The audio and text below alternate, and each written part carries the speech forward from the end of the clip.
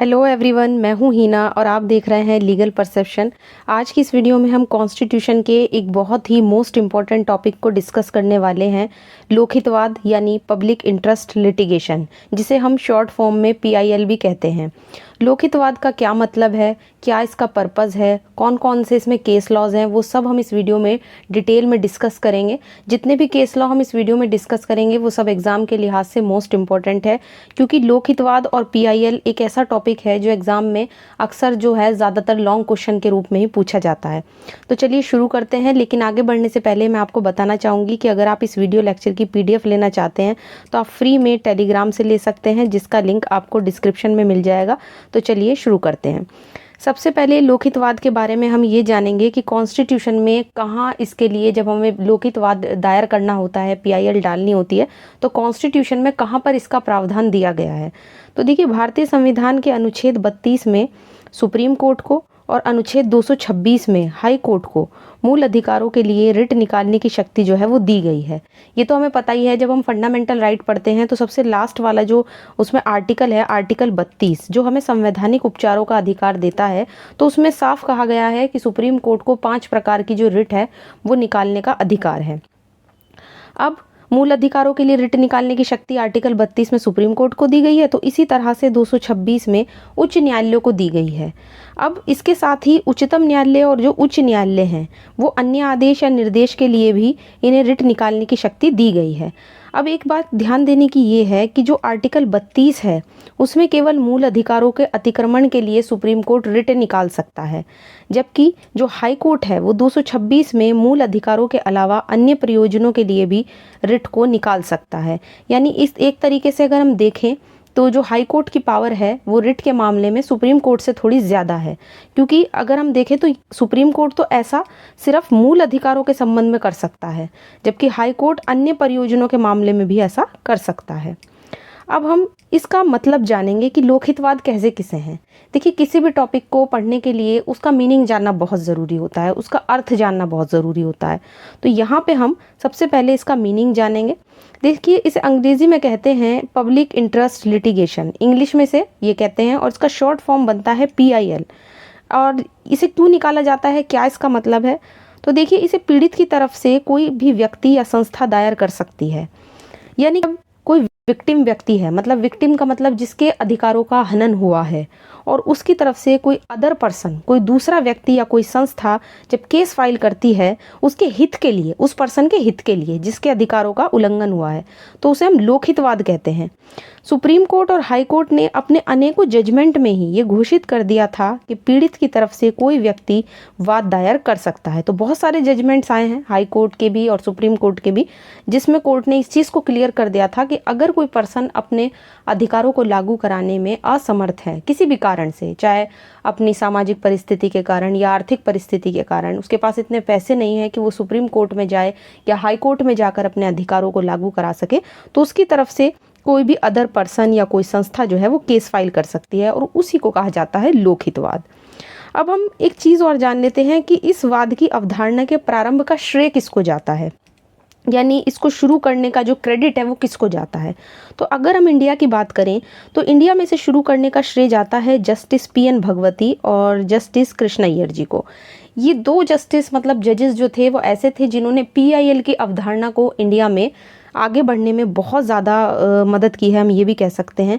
उन्होंने कहा कि लोकहितवाद जो है वो पत्र के माध्यम से भी दायर किया जा सकता है। आप एक लेटर लिख दो कोर्ट को और उसके माध्यम से भी जो है ये दायर किया जा सकता है, और उनके लिए किसी विशेष ड्राफ्ट की भी देखिए ज़रूरत नहीं है। ज़रूरी नहीं है कि आप किसी विशेष रूल्स को, जो भी स्पेसिफिक रूल्स बनाए गए हैं कुछ भी, तो आप उन्हें फॉलो करो, ऐसा नहीं है। आप एक लेटर के माध्यम से भी दायर कर सकते हो। अब हम इससे रिलेटेड, जैसा कि मैंने कहा था कि बहुत सारे हम केस लॉज जो हैं इस वीडियो में देखिए डिस्कस करेंगे, और जितने भी केस लॉज मैंने यहाँ पे ऐड किए हैं ना, वो सब एग्जाम के लिहाज से मोस्ट इम्पॉर्टेंट है। ये तो केस काफ़ी लैंडमार्क केस है, अखिल भारतीय रेलवे शोषित कर्मचारी संघ बनाम भारत संघ। इस मामले में सुप्रीम कोर्ट ने कहा कि एक अपंजीकृत संघ, यानी कि एक अनरजिस्टर्ड यूनियन जो होती है, जिसका रजिस्ट्रेशन ना हुआ हो, वो भी आर्टिकल 32 के अधीन रिट के लिए आवेदन दे सकती है, अगर वो किसी सार्वजनिक हित के संरक्षण के लिए ऐसा करना चाहती है। अब सार्वजनिक हित से क्या मतलब हुआ, सार्वजनिक हित का मतलब हुआ कि जब कोई पार्टी केस लाती है, कोई वाद दायर करती है, तो उस केस में जो मैटर है उससे केवल वो पार्टी ही इफेक्ट नहीं हो रही है, मतलब उसका प्रभाव केवल उन पक्षकारों पे नहीं पड़ रहा है, बल्कि समाज का एक बहुत बड़ा वर्ग जो है वो उससे प्रभावित हो रहा है। तो उसे कहते हैं सार्वजनिक हित, यानी कि पब्लिक इंटरेस्ट। तो जब कोई मान लीजिए मामला ऐसा है, कोई मैटर ऐसा है जो सार्वजनिक हित का हो, जिससे पार्टीज ही पे नहीं दूसरे लोगों पे भी उसका इफेक्ट हो रहा हो, और ऐसे हित के संरक्षण के लिए एक अनरजिस्टर्ड यूनियन भी केस फाइल करती है, वाद लाती है, तो वो ला सकती है, ठीक है ना। और जो चीफ जस्टिस थे इस केस में श्री कृष्ण अय्यर जी, उन्होंने कहा कि वाद का कारण यानी कि क्या रीज़न है, किस आधार पे केस लाया जा रहा है, और पीड़ित व्यक्ति की धारणा का जो स्थान है वो अब लोकहितवाद की विस्तृत धारणा ने ले लिया है। यानी ये जो लोकहितवाद की जो अवधारणा है ये बहुत ही विस्तृत है ना, बहुत सारे मैटर में इसके लिए केस फाइल किया जा सकता है। इसके बाद नेक्स्ट केस आता है जो काफ़ी इंपॉर्टेंट केस है। केस का नाम है एसपी गुप्ता बनाम राष्ट्रपति और अन्य। इसे हम जजों के स्थानांतरण का मामला भी कहते हैं, ट्रांसफर ऑफ जजेस केसेस के नाम से भी ये जो केस है वो जाना जाता है, क्योंकि इस मामले में दिल्ली हाई कोर्ट, जो दिल्ली हाई कोर्ट थी और जो गुजरात हाई कोर्ट था, उसमें जजों का जो ट्रांसफ़र किया था प्रेसिडेंट के द्वारा, वो बिना चीफ जस्टिस के परामर्श के कर दिया गया था। क्योंकि प्रेसिडेंट ने जब ट्रांसफ़र किया था दोनों कोर्ट्स के, दिल्ली हाई कोर्ट और गुजरात हाई कोर्ट, तो जो चीफ जस्टिस ऑफ इंडिया थे उनके परामर्श के बिना ही कर दिया था। तो इसके खिलाफ क्या हुआ, रिट दायर की गई। कहा गया कि ये वाद लाने के अधिकार का उल्लंघन है ना।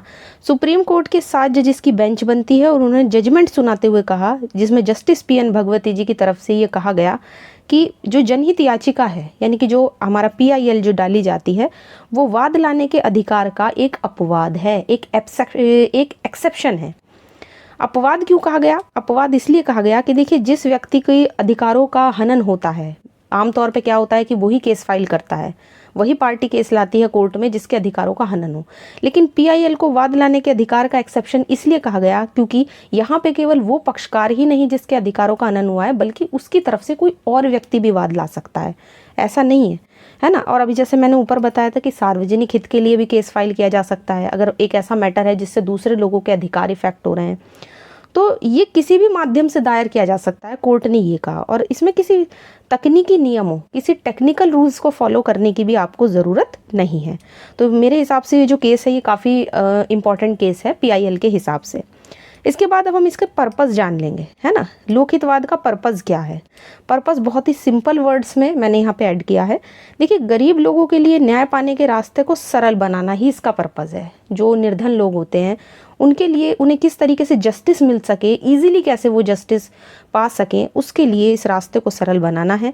क्योंकि बहुत से व्यक्ति अपनी निर्धनता, अपनी गरीबी के कारण और आर्थिक कठिनाइयों के कारण सुप्रीम कोर्ट और हाई कोर्ट्स में अपने मूल अधिकारों को लागू नहीं करा पाते हैं।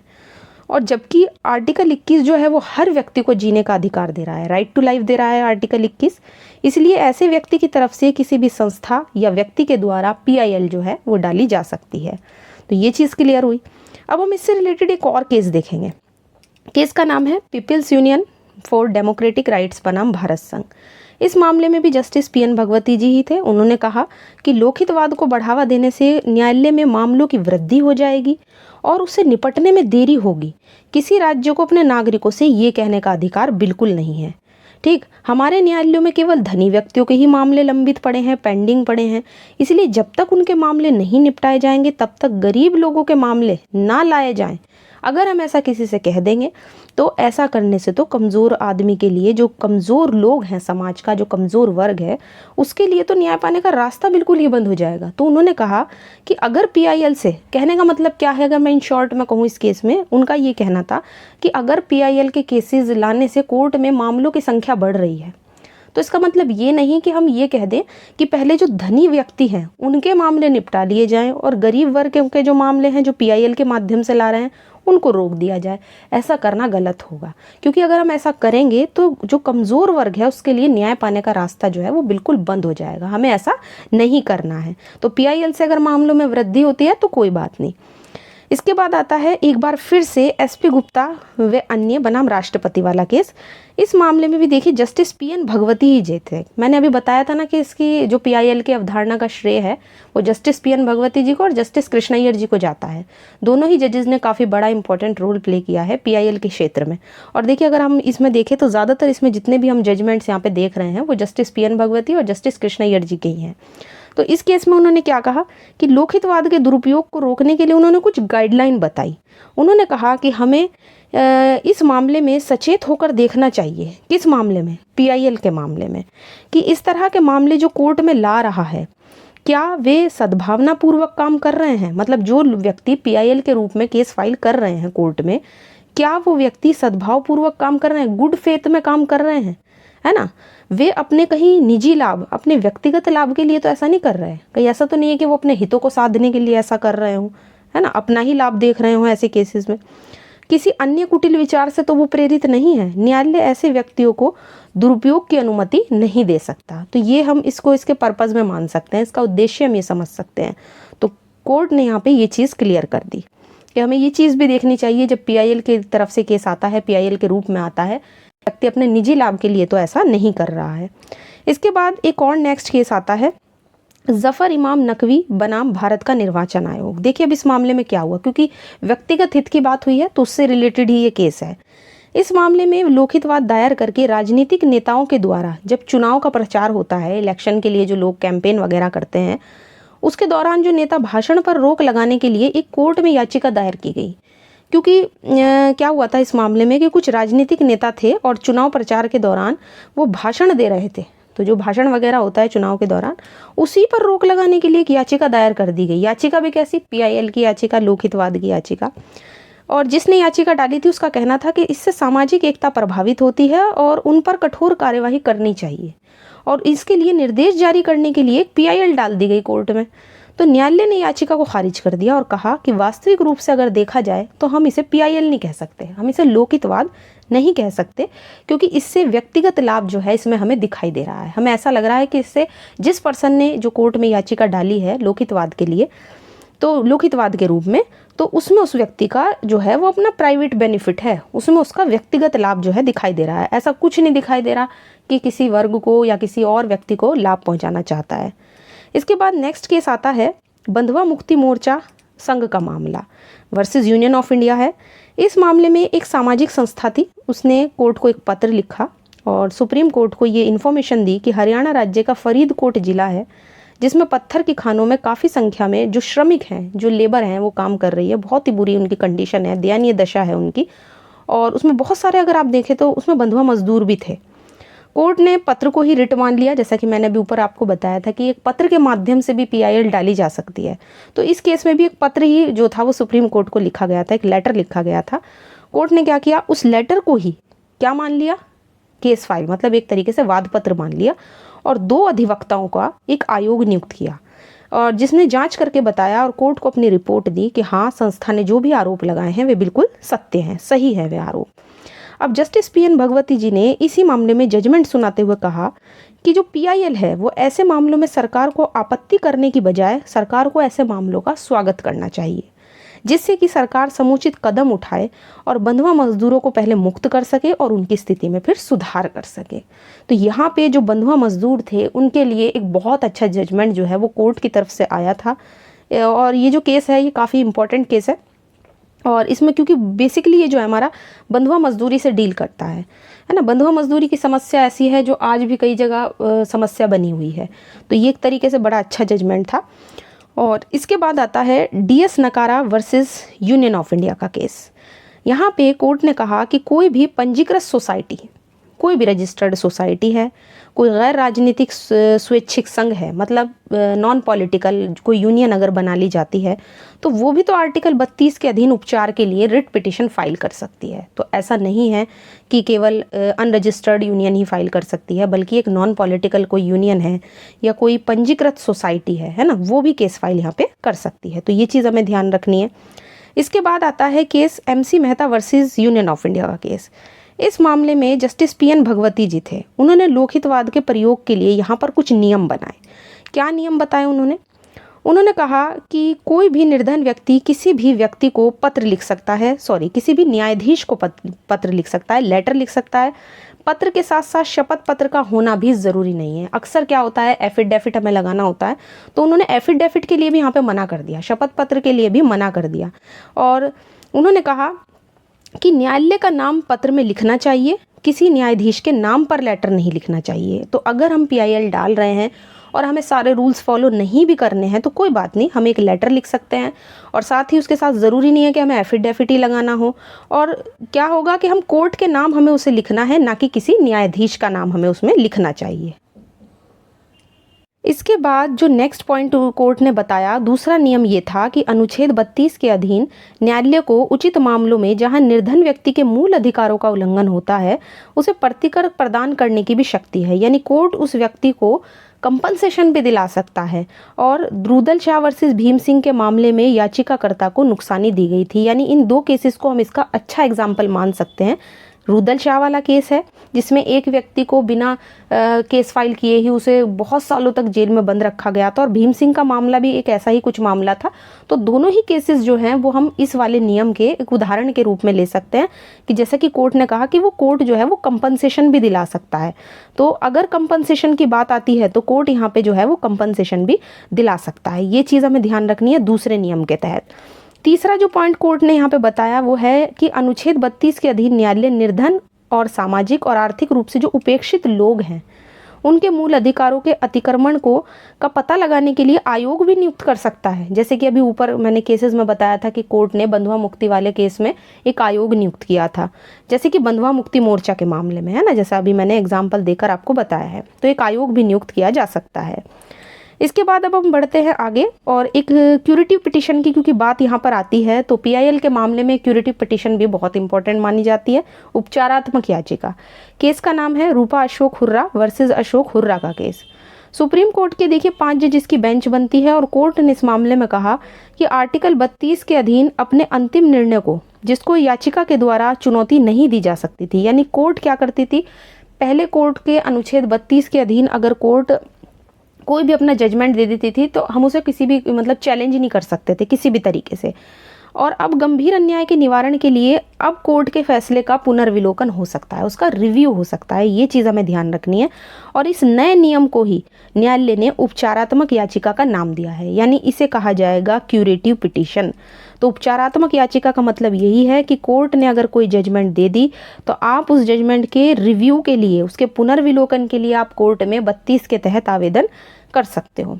अभी तक अगर सुप्रीम कोर्ट आर्टिकल 32 में कोई भी फाइनल जजमेंट दे देता था तो आर्टिकल 137 के अधीन याचिका भी अगर खारिज कर देता था तो उसको आप चैलेंज नहीं कर सकते थे केस कोर्ट में। ठीक, ये चीज़ हमें ध्यान रखनी है। लेकिन क्योंकि अब क्यूरेटिव पिटीशन का प्रोविज़न कर दिया गया है तो सुप्रीम कोर्ट में अब उसे चुनौती दी जा सकती है। न्यायालय का ये जजमेंट बहुत ही महत्वपूर्ण है, ये रूपा अशोक हुर्रा वाला जो जजमेंट मैंने बताया, क्योंकि इससे गंभीर अन्याय के मामलों को जो वास्तविक रूप से जो पीड़ित व्यक्ति होते हैं उनके लिए चुनौती देने का एक नया रास्ता खुल गया है। जाहिर सी बात है, अब जब आपके लिए चैलेंज देने का रास्ता खुल जाता है तो फिर जो पीड़ित लोग हैं, जो विक्टिम हैं, उनके लिए तो बहुत सरल मार्ग ये हो गया है। अब हम जो शॉर्ट में है इन सारे केसेस को देख लेते हैं। हम सिर्फ नाम देखेंगे क्योंकि केसेस मुझे लगता है बहुत ज़्यादा हो गए हैं पीआईएल के तो जितने केस आप एग्जाम में डालेंगे उतने ही कम हैं, क्योंकि काफ़ी इंपॉर्टेंट टॉपिक है ये, मोस्ट इंपॉर्टेंट टॉपिक में से कह सकती हूँ कॉन्स्टिट्यूशन के। और अब हम यहाँ पे केवल उन केसेस के नाम देखेंगे। सबसे पहला केस कौन सा था जो हमने डिस्कस किया था, वो था अखिल भारतीय रेलवे शोषित कर्मचारी संघ बनाम भारत संघ। एक अपंजीकृत संघ के बारे में कोर्ट ने इसमें कहा था। दूसरा एसपी गुप्ता बनाम राष्ट्रपति और अन्य, इसे हमने जजों के स्थानांतरण के मामले के रूप में बताया था। People's union for democratic rights बनाम भारत संघ का मामला। फिर आता है एसपी गुप्ता राष्ट्रपति, दोबारा से वही केस जो मैंने अभी ऊपर बताया है। इसके बाद जफर इमाम नकवी निर्वाचन आयोग वाला केस जिसमें भाषण को लेकर चुनौती दी गई थी। इसके बाद बंधुआ मुक्ति मोर्चा, बंधुआ मजदूरों से संबंधित था। डीएस नकारा जो हमने अभी पढ़ा ऊपर, और एमसी मेहता वाला केस, और सबसे लास्ट में आता है आपका रूपा अशोक हुर्रा वर्सेस अशोक हुर्रा। तो कुल मिला के यहाँ पे जो 9 केसेस हैं वो आपके हमने इसमें डिस्कस किए हैं। सारे ही अगर आप देखो तो लैंडमार्क केसेस हैं सारे एग्जाम के लिहाज से। और इन लैंडमार्क केसेस का सबसे बड़ा फ़ायदा ये होता है कि जब आप अपने आंसर में इनको फ्रेम करते हैं ना तो आपको 1 से 2 नंबर फालतू ही मिलता है, एक्स्ट्रा मिलता है आपको, क्योंकि सामने वाले एग्जामिनर को लगता है कि आपको उस चीज़ की बहुत ज़्यादा नॉलेज है। और हर जो भी आप ऊपर केसेस देखेंगे उसमें कुछ ना कुछ कोर्ट ने जो भी कहा है वो सारी इंपॉर्टेंट बातें मैंने यहाँ पर ऐड की हैं। और जैसा कि मैंने स्टार्टिंग में कहा था कि अगर आप इस वीडियो लेक्चर की PDF लेना चाहते हैं तो आप फ्री में टेलीग्राम से ले सकते हैं, जिसका लिंक आपको डिस्क्रिप्शन में मिल जाएगा। आशा करती हूँ वीडियो आपको पसंद आया होगा। वीडियो अगर पसंद आया है तो वीडियो को लाइक कीजिए, ज़्यादा से ज़्यादा शेयर कीजिए, और चैनल को अगर अगर सब्सक्राइब नहीं किया है तो सब्सक्राइब कर लीजिए।